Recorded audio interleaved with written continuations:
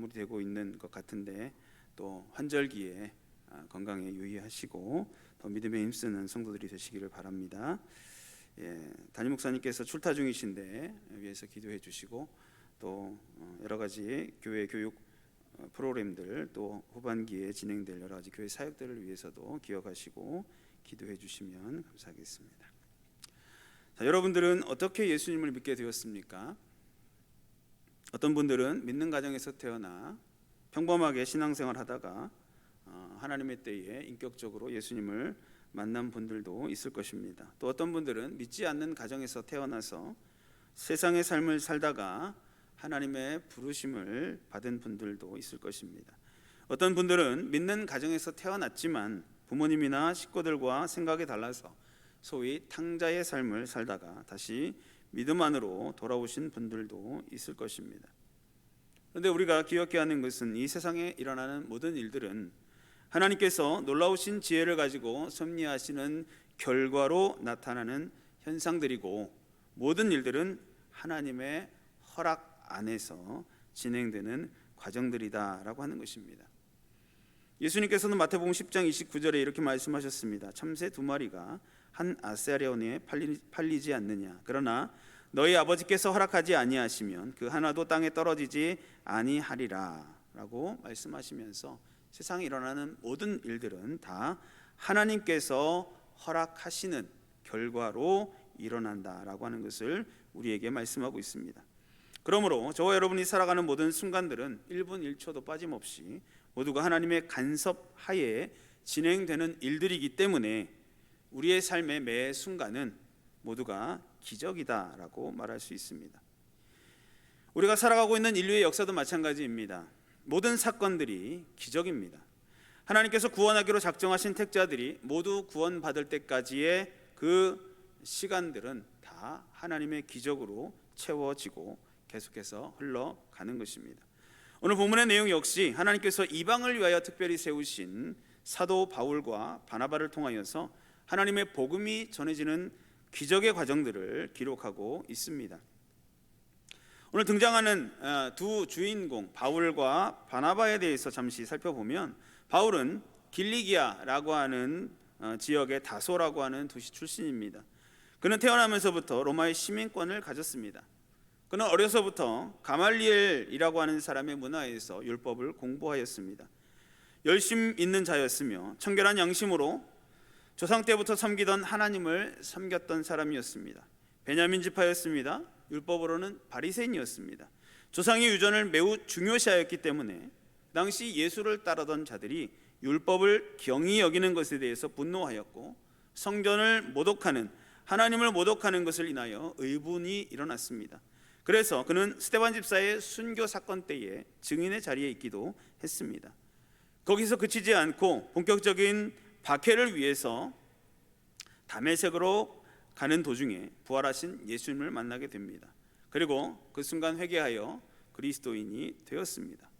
다메섹에 있던 아나니아라고 하는 사람의 안수 기도를 통해서 그의 눈에 있던 비늘 같은 것이 벗겨져 다시 보게 되었고 그는 그 시로부터 그의 생명이 끝나는 순간까지 복음을 위해서 살았습니다.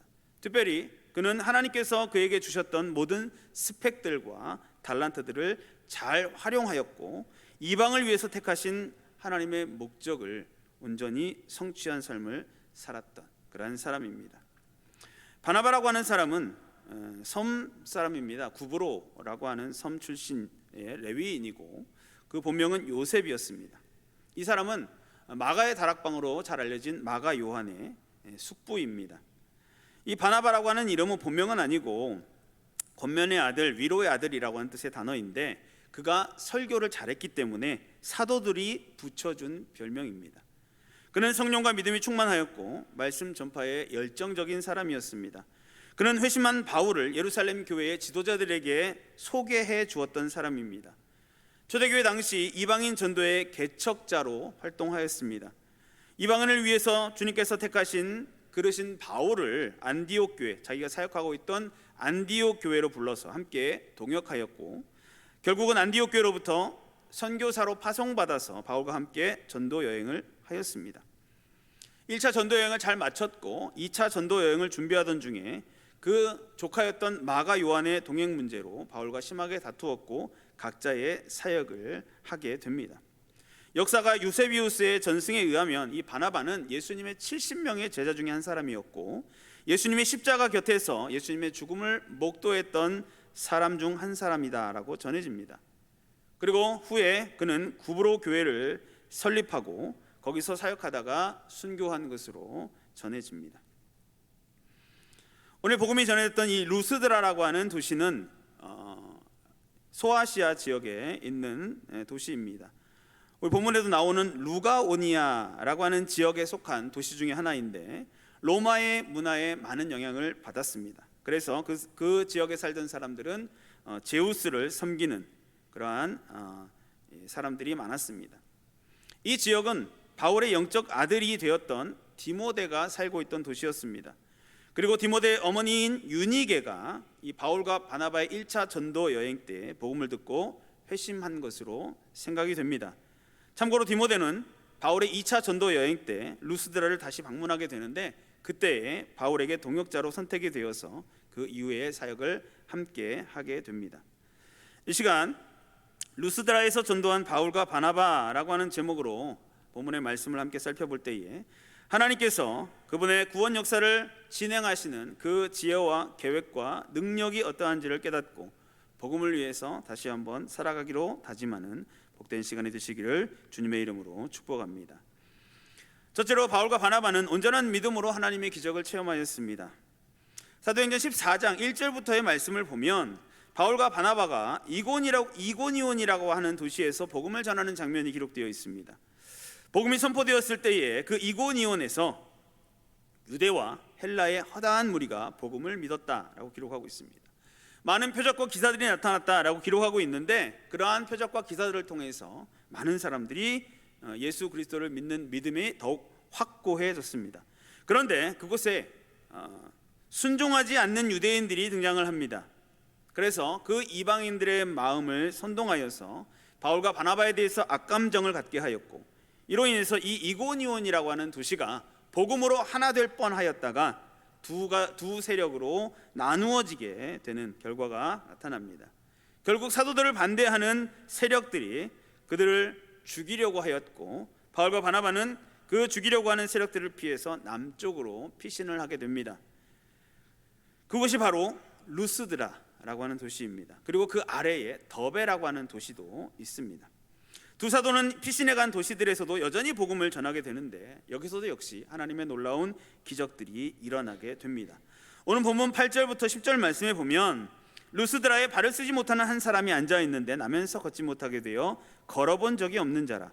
바울이 말하는 것을 듣거늘 바울이 주목하여 구원받을 만한 믿음이 그에게 있는 것을 보고 큰 소리로 이르되 내 발로 바로 일어서라 하니 그 사람이 일어나 걷는지라 라고 기록하고 있습니다.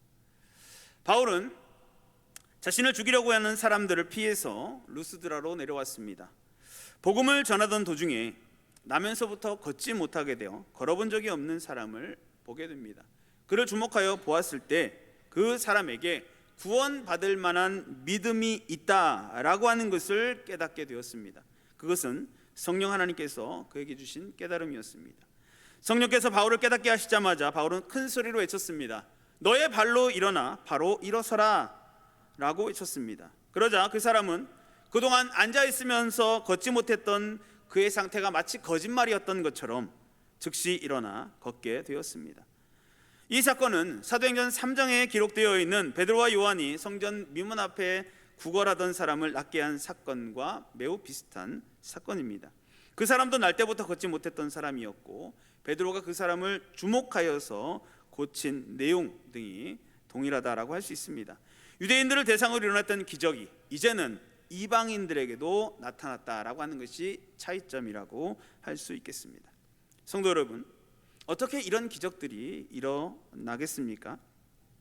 이런 기적들이 일어나는 이유, 이런 기적들이 어떻게 일어나는지, 어떻게 이런 일이 가능하게 되는지 우리는 알 수 없습니다. 그러나 하나님에 대한 믿음이 있을 때 이런 일이 일어납니다. 그리고 그 믿음은 말씀을 들을 때에 생깁니다. 로마서 10장 17절 말씀에 믿음은 들음에서 나며 들음은 그리스도의 말씀으로 말미암았느니라 라고 분명하게 말씀하고 있기 때문입니다. 루스드라의 그 병자는 바울을 통해서 복음이 선포될 때에 그 복음을 집중해서 들었습니다. 9절에 보니까 바울이 말하는 것을 듣거늘이라고 기록하고 있습니다. 들을 때에 믿음이 생겼고 그 믿음을 성령께서 바울이 볼 수 있게 하셨던 것입니다. 중풍병자의 친구들이 예수님이 계시는 곳에 지붕을 뚫고 중풍병자의 침상을 예수님 앞에 달아내렸던 사건을 여러분 아실 것입니다. 그들이 예수님이 계신 그곳에 어떻게 찾아왔습니까? 예수님께서 전하신 복음을 그들은 들었었고 그 들음으로 말미암아 그들에게는 예수님에 대한 믿음이 생겼을 것입니다. 마가복음 2장에 기록되어 있는 내용, 예수님께서 가버나움에 다시 오셨다라고 하는 소식을 듣고 믿음이 생긴 그 친구들은 자신의 친구인 중풍병자를 예수님께로 데리고 갔습니다. 그리고 예수님께서는 그들의 믿음을 보시고 그 중풍병자를 고쳐주셨습니다. 또 12년간 혈루병을 앓던 여인이 예수님의 옷자락에 손을 대고 나음을 입게 되었던 그 사건도 예수님께서는 따라 내 믿음이 너를 구원하였다라고 말씀하셨습니다. 뿐만 아니라 회당장 야이로의 딸을 살리셨을 때에도, 또 마르다와 마리아의 오빠인 나사로를 살리셨을 때에도 변함없이 그들에게 믿음에 대해서 말씀하신 후에 기적을 행하셨습니다. 저와 여러분에게도 이런 믿음이 있어야 합니다. 하나님의 기적은 날마다 일어나고 그 모든 것은 전적으로 하나님의 은혜로 말미암지만 하나님께서는 우리의 믿음을 보시고 우리를 통해서 하나님의 역사를 나타내시기 때문입니다. 성도 여러분, 여러분은 하나님의 전능하심을 온전히 믿고 있습니까? 말씀대로라고 한다면 믿음은 들음에서 나기 때문에 하나님을 온전히 믿기 위해서는 하나님의 말씀을 들어야 합니다. 그런데 여러분은 과연 얼마나 하나님의 말씀을 사모하고 계십니까? 주일과 수요일 새벽 예배 시간을 통하여서 하나님의 말씀이 선포되는데 그 시간에 딴 생각하지 않고 졸지 않고 얼마나 집중해서 그 말씀을 듣고 있습니까? 여러분은 얼마나 하나님의 능력과 은혜를 사모하고 있습니까? 여러분, 우리에게 예전과 같은 하나님을 향한 사랑과 열정이 없다면 하나님을 향한 믿음이 약해졌기 때문입니다. 믿음이 약해진 것은 하나님의 말씀에 대한 사모함이 없기 때문이고 말씀을 듣는 열심이 약해졌기 때문이다 라고 하는 사실을 기억하시기 바랍니다. 그리고 그것을 깨닫게 된다면 바로 돌이키시기를 바랍니다. 우리의 신앙의 근원이 하나님의 말씀인 것을 기억하고 하나님의 놀라운 구원 계획 가운데 풍성한 은혜를 따라서 우리에게 나타내시는 기적들을 삶에서 발견하고 감사할 수 있기 위해 하나님의 은혜를 사모하고 하나님의 말씀을 듣는 일에 열심을 내고, 그래서 하나님을 온전히 믿는 믿음으로 칭찬받는 삶을 살아가는 복된 성도들이 되시기를 주님의 이름으로 축복합니다. 둘째로, 사도들은 지혜롭게 복음을 전하였습니다. 본문 14절부터 18절 말씀에 보면 두 사도 바나바와 바울이 듣고 옷을 찢고 무리 가운데 뛰어들어가서 소리질러 이르되 우리도 여러분과 같은 성경을 가진 사람이라 여러분에게 복음을 전하는 것은 이런 헛된 일을 버리고 천지와 바다와 그 가운데 만물을 지으시고 살아계신 하나님께로 돌아오게 함이라. 하나님이 지나간 세대에는 모든 민족으로 자기들의 길들을 가게 방임하셨으나 그러나 자기를 증언하지 아니하신 것이 아니니 곧 여러분에게 하늘로부터 비를 내리시며 결실기를 주시는 선한 일을 하사 음식과 기쁨으로 여러분의 마음에 만족하게 하셨느니라 하고 이렇게 말하여 겨우 무리를 말려 자기들에게 제사를 못하게 하니라 라고 기록하고 있습니다. 바울이 전하는 말에 대해서는 별다른 특별한 반응을 보이지 않았던 루스드라 사람들이었습니다. 그런데 그 사람들은 바울이 행한 기적을 목격하게 되자 난리가 났습니다. 신들이 사람의 형상으로 우리 가운데 내려오셨다라고 말하면서 바울과 바나바에게 제사를 드리려 했습니다. 제우스 신전의 제사장을 불러서 바울과 바나바 앞에 제사 지낼 준비를 시작했습니다. 왜냐하면 땅에 내려온 신을 잘못 대접했다가 큰 벌을 받았다라고 하는 전설이 있었기 때문입니다. 그래서 그들은 두려워하며 바울과 바나바 앞에서 제사를 드리려고 했던 것입니다. 그러자 바울과 바나바는 당장 자기의 옷을 찢으면서 그 무리들 가운데 뛰어들어가 외쳤습니다.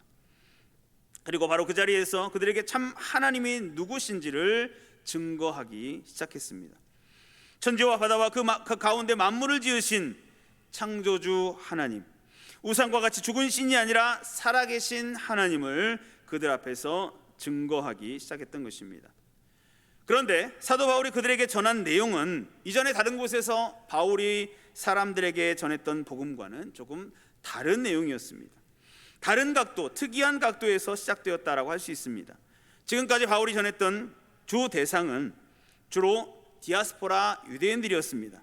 그래서 그들에게는 이미 구약에 대한 지식이 있었고 그 약속에 대한, 메시아에 대한 지식이 있었기 때문에 구약에서 약속하신 메시아가 바로 예수님이다 라고 하는 사실을 전하면 되었습니다. 하지만 이 루스드라에 사는 사람들은 전부 다 이방인들이었습니다. 이들은 유대인들과 달리 구약 성경을 전혀 모르는 사람들이었고 유일신 하나님에 대해서도 들어보지 못했던 사람들이었습니다. 그런 이유 때문에 바울은 새로운 방법으로 그들에게 복음을 전합니다. 유일신 하나님께 가까이 갈 수 있도록 그들에게 새로운 복음을 제시하고 있습니다.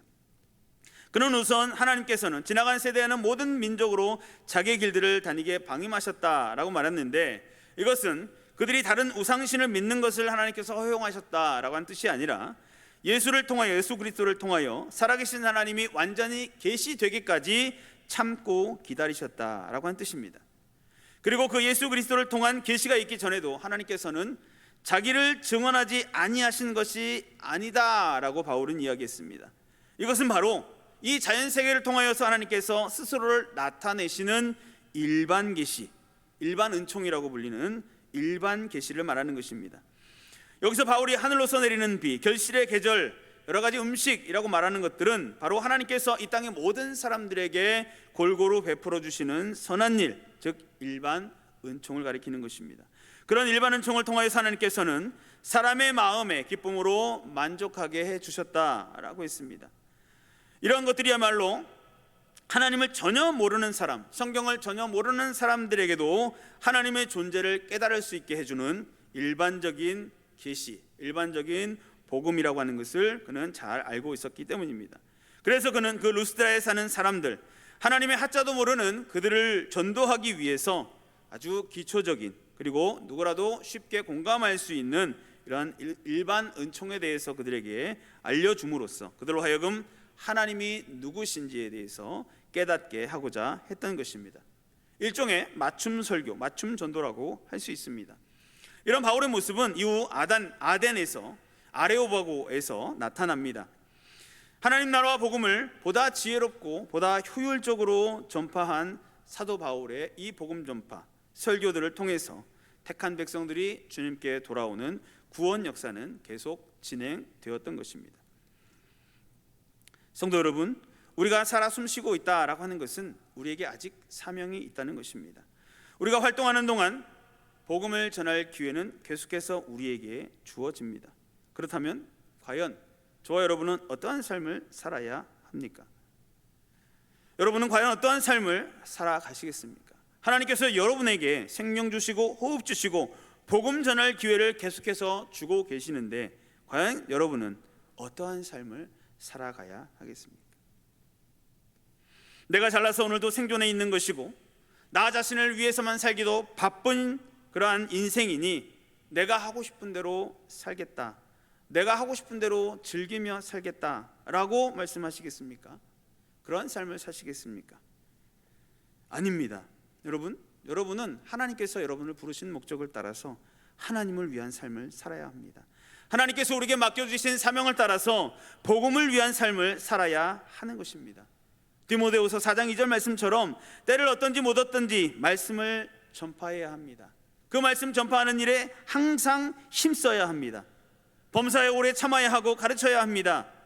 그러나 지혜롭게 해야 합니다. 복음을 전하되 저와 여러분들로 인해서 마음이 상하거나 시험에 들지 않도록 해야 합니다. 경책하며 경계하며 권면하되 신중하게 할 수 있어야 합니다.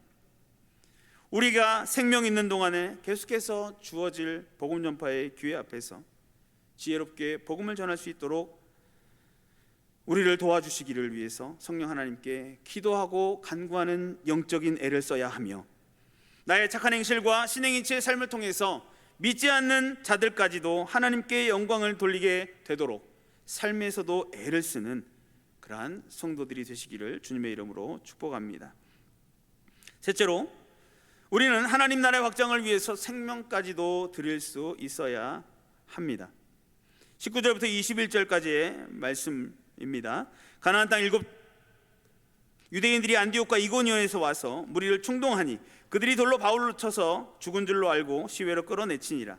제자들이 둘러섰을 때에 바울이 일어나 그 성에 들어갔다가 이튿날 바나바와 함께 더베로 가서 복음을 그 성에서 전하여 많은 사람을 제자로 삼고 루스드라와 이고니온과 안디옥으로 돌아갔다라고 기록하고 있습니다. 바울의 설교가 끝난 뒤 안디옥과 이고니온에서 바울을 핍박했던 유대인들이 또 루스드라를 찾아왔습니다. 무리를 선동하여 바울을 돌로 치게 했습니다. 그들은 바울이 죽은 줄로 알고 성 밖으로 끌어내어 버렸습니다. 그리고 제자들이 걱정스러운 모습으로 그를 둘러싸 쳐다봅니다. 조금 전까지만 해도 바울을 신으로 추앙했던 자들이 이제는 그를 돌로 쳐서 반죽음 상태로 만들어 버렸습니다. 그런데 바울 주변을 걱정스럽게 둘러싸 쳐다보고 있던 제자들 앞에서 바울은 다시 일어납니다. 이것만으로도 참 놀라운 사건입니다. 이렇게 맞고 돌로 침을 당했음에도 불구하고 다시 일어난 것입니다. 그런데 더 놀라운 것은 다시 일어난 바울이 지체하지 않고 그 루스드라 성에 들어갔다는 것입니다. 바울은 죽음을 무릅쓰고 자신의 사명을 위해서 곧은 마음으로 뚜벅뚜벅 걸어갔던 것입니다. 한편으로는 무모해 보이는, 어리석어 보이기까지 한 바울의 행동이었습니다. 그러나 그의 행동은 결코 헛된 것이 아니었습니다. 그 자리에 훗날 바울의 영적 아들이 되는 디모데도 있었을 것입니다. 바울은 이후에 디모데에게 편지를 썼는데 그 내용이 이렇습니다. 박해를 받음과 고난과 또한 안디옥과 이고니온과 루스드라에서 당한 일과 어떠한 박해를 받은 것을 내가 과연 보고 알았거니와. 디모데후서 3장에 기록하고 있는 편지의 내용입니다. 바울이 쓰러졌다가 다시 일어난 현장에 디모데도 있었다라고 하는 사실을 우리가 짐작을 할 수 있는 부분입니다. 이처럼 목숨의 위협을 받은 바울과 바나바는 루스드라를 결국 떠나게 됩니다. 그러나 그들이 목숨을 걸고 뿌린 복음의 씨앗이 열매를 맺었습니다. 특별히 디모데라고 하는 위대한 동역자, 복음의 신실한 일꾼이 자라게 되었고 디모데를 통해서 하나님 나라는 더욱더 확장되었습니다. 이처럼 복음 전도에 대한 우리의 수고와 노력은 그냥 허투루 없어지지 않는다라고 하는 것을 우리는 기억해야 합니다. 여러분, 선교라고 하는 것은 하나님이 하시는 일입니다. 그러나 하나님께서는 선교를 위해서 택한 자들을 사용하십니다. 제 신학교 동기 중에 선교사의 비전을 가지고 신학을 했던 분들이 2명 있었습니다. 그분들과 동기 모임을 하거나 또 여러 가지 이야기를 할 시간들이 자주 있었는데 그때마다 제가 똑같이 느꼈던 것은 이 선교사님들은 일반 사역자들과는 전혀 다른 특별한 사명이 있다라고 하는 것이었습니다. 저도 나름 대단한 각오를 가지고 신학교에 들어간 건데 저는 명함도 내밀지 못할 만큼 뜨거운 열정과 엄청난 사명감이 있는 것을 보고 저는 큰 충격을 받고 도전을 받았었습니다. 지금도 열심히 선교사로서의 사역을 감당하고 있는 제 동기들의 모습을 보면서 저는 역시 제가 그때 느꼈던 그 충격과 도전이 결코 헛된 것이 아니고 잘못된 것이 아니다라고 하는 것을 제가 깨닫게 됩니다. 그런데 우리는 가끔 선교에 대한 오해를 하는 것 같습니다. 저도 예전에 선교사님들을 보면서 오해했던 적이 있습니다. 그것은 바로 선교사는 선교지에서 죽어야 된다라고 하는 오해입니다. 가끔 선교사님들 중에 제가 더 이 젊은 사역자이었을 때 가끔 선교사님들 중에 여러 가지 이유로 처음에 갔던 그 선교지에서 돌아와서 다른 선교지로 옮기는 분들을 제가 몇 번 보았습니다. 저는 그때 그것을 이상하게 생각했습니다. 왜냐하면 저는 아까도 말씀드렸듯이 그런 오해를 하고 있었기 때문입니다. 선교사는 자기가 간 그 선교지에서 죽어야 된다, 그런 생각을 하고 있었기 때문에 매우 이상하게 생각했습니다. 다른 선교지로 그 사역지를 옮기는 것입니다. 그것을 그냥 우리가 일반적으로 사역자가 교회를 옮기는 것과는 전혀 다른 의미로 생각을 했었습니다. 선교사가 기도로 선교지를 정하고 또 준비해서 선교지에 들어갔으면 거기에서 뼈를 묻어야 된다라고 저는 잘못 생각하고 있었습니다. 그런데 사도 바울의 선교를 살펴보면 그의 선교 여정은 하나님께서 인도하시는 곳으로 갔습니다. 거기서 복음을 전할 기회를 얻고 복음을 전하였습니다. 기회가 더 주어지면 거기서 교회를 세우고 제자들을 양육했습니다. 기회가 주어지지 않고 막히면 다른 곳으로 옮겨갔습니다. 거기서 또 복음을 전하였습니다. 교회를 세우고 제자를 양육했습니다. 이것이 바로 선교입니다. 중요한 것은 어디에서 하는 것이 아니라 어떻게 하느냐라고 하는 것입니다. 사도 바울의 전도와 선교는 장소를 정해놓고 거기서 죽는 것이 아니었습니다. 하나님께서 보내시면 가고 막으시면 멈추는 것이었습니다. 그리고 어디에 있든지 어떤 상황이든지 개의치 않고 그가 하는 유일한 일은 복음을 전하는 것이었습니다. 그는 다만 생명까지 아끼지 않고 복음을 전하는 일에 매진하였다라고 하는 것입니다. 무엇이 바울을 그렇게 하도록 만들었습니까? 그것은 바로 예수 그리스도로 말미암은 구원의 은총 때문이었습니다. 그 구원의 은총이 바울을 오직 복음의 생명을 걸도록 만들었던 것입니다. 그런데 여러분, 저와 여러분들도 동일한 구원의 은총을 받은 사람들입니다. 동일한 복음 전파의 사명을 받은 사람들입니다. 그러므로 저와 여러분에게 주어지는 복음 전파의 기회를 놓쳐서는 안 됩니다. 모른 척해서는 더더욱 안 됩니다. 사도 바울이 우리에게 보여줬던 믿음의 본을 따라서 우리도 주를 위해서 복음을 위해서 생명까지 바친다라고 하는 각오로 복음을 위해서 살아가야 하는 사람들이다라고 하는 것입니다. 오늘 우리에게 주시는 말씀을 우리의 마음에 깊이 새겨지기를 바랍니다. 하나님께서 우리에게 말씀하시는 것, 하나님께서 우리에게 요구하시는 것이 무엇인지를 깨닫게 되시기를 바랍니다. 주를 위해 살아가야 하는 존재들인 것을 기억하고 복음을 위해서 우리의 생명도 아끼지 않고 나아갈 때 하나님께서 일하시고 역사하신다라고 하는 사실을 기억하면서 우리의 삶을 통해서 오직 주를 위해 복음을 위해 살아가는 복된 성도들이 되시기를 주님의 이름으로 축복합니다. 성도 여러분, 선교사이자 탐험가로 유명했던 데이비드 리빙스턴은 언젠가 사자에게 물려서 죽을 뻔한 고비가 있었습니다. 그 순간에도 리빙스턴은 주위 사람들에게 이렇게 말했다고 합니다. 사명을 다하기 전까지는 죽지 않는다. 참 대단한 믿음을 가지고 있는 사람의 말이라고 할 수 있는데, 이러한 리빙스턴보다 훨씬 앞서서 바울이 바로 삶의 모습을 통하여서 그것을 우리에게 알려주고 있습니다. 사도 바울은 예수님과 복음을 위해서 자신의 모든 자랑거리들을 배설물로 여겼습니다. 자신의 생명까지도 조금도 귀한 것으로 여기지 아니하였습니다. 루스드라에서 목숨을 잃을 정도로 큰 핍박을 당했지만 바울은 그 위에도 묵묵히 하나님께서 그에게 맡겨주신 이방인을 위한 사명자의 길을 걸어갔습니다. 바울은 사도행전 20장 24절에 이렇게 말씀하고 있습니다. 내가 달려갈 길과 주 예수께 받은 사명 곧 하나님의 은혜의 복음을 증언하는 일을 마치려 하면은 나의 생명조차 조금도 귀한 것으로 여기지 아니하노라. 이것은 그의 입술에서만 나오는 고백이 아니었습니다. 그의 삶을 통하여 그는 철저하게 하나님 앞에 헌신하였고 복음을 위해서 헌신한 삶을 살았습니다. 그의 사역으로 복음은 열매를 맺었고 하나님 나라는 확장되었습니다. 하나님께서는 증인들의 사역을 헛되게 하지 않으시고 열매를 맺게 하심으로써 하나님의 영광을 나타내셨습니다.